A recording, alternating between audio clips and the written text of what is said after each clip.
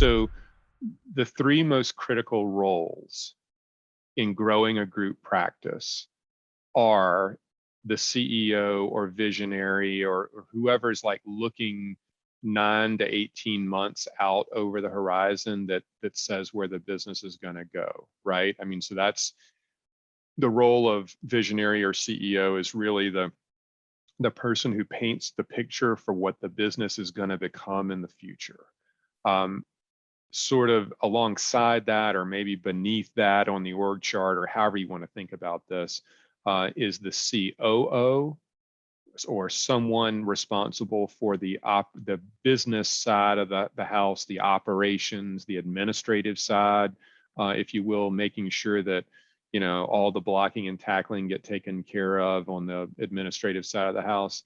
And then the chief clinical officer or chief dental officer is the one that functions usually as the mentor, to answer that question, but really manages the clinical side of the house. One of the things that got DSOs in hot water in like version 1.0 20 years ago was that you had bean counters on the operational side of the house dictating to dentists that they were taking too long to cut a crown prep. Yeah. And then we all know how that turned out, right? Yeah. So now the beauty of where we find ourselves and what many of the smaller groups are trying to keep sacrosanct, if you will, is that the chief clinical officer or chief dental officer manages the dentist and the dentist side of the house, and the chief operations officer handles the administrative side of the house, and never the twain shall meet. And if you can keep those two functioning independently, but still